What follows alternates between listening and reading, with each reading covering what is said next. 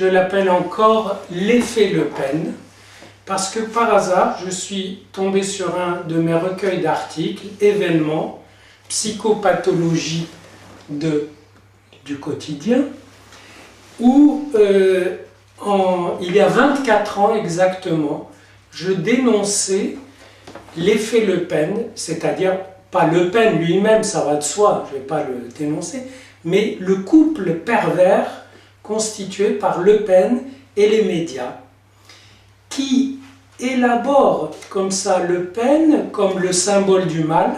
Or, c'est pas bien quand on a dans une société ou dans une famille ou chez un individu le symbole du bien absolu. Mais c'est pas bien non plus d'avoir le symbole du mal absolu. Parce que, en parlant, vous créez une ambiguïté terrible, c'est que comme il devient le symbole du mal, tout ce qu'il dit, s'il dit, je ne sais pas, le temps est en train de s'améliorer, c'est mal, c'est suspect. Donc, il va capter tout le désir de parler d'une immense catégorie de la population, même majoritaire, des gens qui ont besoin de parler certaines choses. Et comme les médias ne parlent pas, ne donnent pas la parole à ces gens, ça fait qu'il devient le symbole d'un certain silence, d'une censure. Et voilà que le même effet revient aujourd'hui, c'est-à-dire avec sa fille, c'est-à-dire que, mais elle semble plus habile, ne va pas faire les mêmes bêtises que lui, qui tenait à son impulsion, on va dire, haineuse, c'est clair.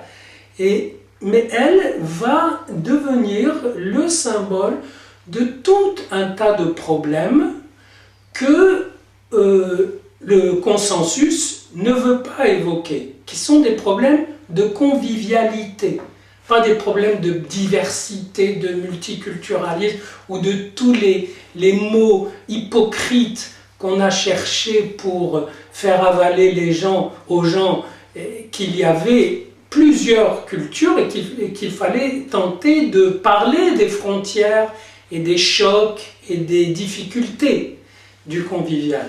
Et l'autre jour, j'ai entendu quelqu'un essayer d'en parler, évoquer les femmes musulmanes qui, à l'hôpital, refusent de se faire soigner par des hommes, ou qui évoquaient d'autres aspects, et un expert lui a dit « Mais si ce que vous disiez était vrai, on aurait une hausse énorme de la mortalité, ça se verrait dans les courbes. » C'est-à-dire qu'on a des experts qui ne touchent pas à la convivialité, ne vont pas dans les quartiers où il y a problème, et qui surveillent dans les courbes s'il y a problème. Il n'y a pas de problème dans les courbes se portent bien, mais les gens se courbent sous le poids de leur frustration, de leur rancœur.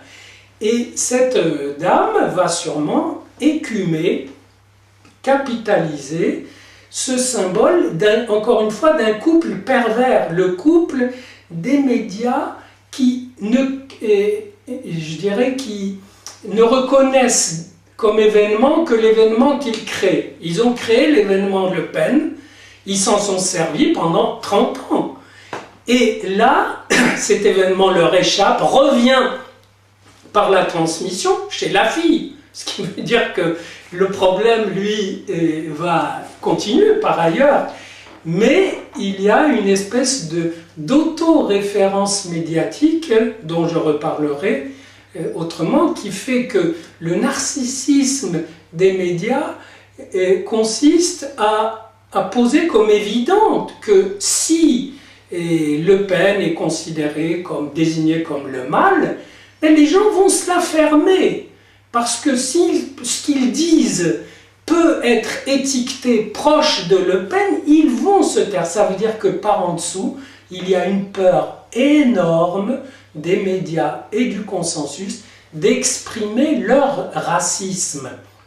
Donc pour bloquer toute expression de ce qu'ils pensent être leur racisme, c'est-à-dire leur méfiance envers l'étranger, méfiance qui après tout peut s'exprimer du moment qu'elle peut être dépassée. Le raciste, c'est pas celui qui dit « ils nous emmerdent ces étrangers », c'est celui qui reste là-dedans. Parce que et ça devient la position qui le définit. Mais on doit pouvoir dire « ils nous emmerdent ». Et en même temps, on va vivre avec et on va dépasser les problèmes. Mais si il y a une telle peur d'exprimer ces choses-là, c'est que ces choses-là sont là et sont profondes. Et on espérait les refouler, et c'est pas possible.